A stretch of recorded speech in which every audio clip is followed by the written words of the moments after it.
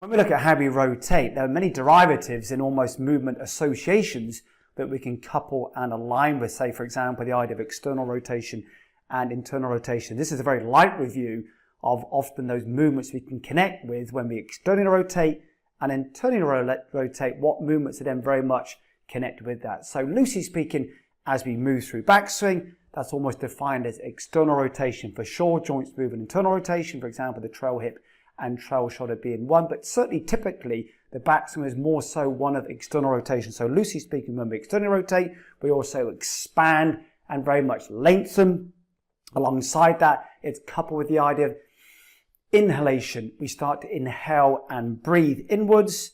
Our COG moves upwards. We then start to produce high velocities in external rotation. We then start to move away from the midline. So in external rotation, that's when we start to see, for example, players elevate, the head starts to rotate and glide inside that right hip. The hands and arms move away, say, for example, from that midline through backswing.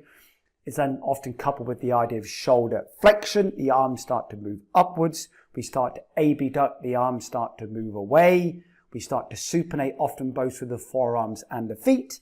And then we start to move into plantar flexion. So alongside external rotation anatomically can be the mechanism for many other movements within how we move. We expand, we inhale, our COG moves upwards. It's connected with high velocity production.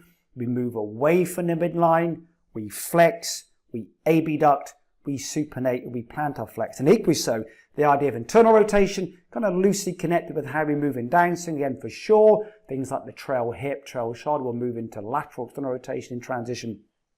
But typically, how we move in downswing is very much connected with internal rotation. We then start to compress. We create this compressive movement in downswing, which is combined alongside internal rotation. We start to exhale. We breathe outwards. Our COG starts to move downwards. It's aligned with high force production. So how we produce force is actually combined alongside internal rotation. We start to move back towards the midline. Hands and arms, for example, start to move back towards, loosely speaking, our spine and midline. We start to extend the arms downwards. We start to move into adduction, pronation of both the feet and the forearm, and then into dorsiflexion. So many movements that we observe in the golf swing are often derivatives and coupled with when we produce external rotation and internal rotation, they can be the drivers for areas such as expansion, compression, COG moving upwards and downwards, abduction, adduction, extension, flexion, etc.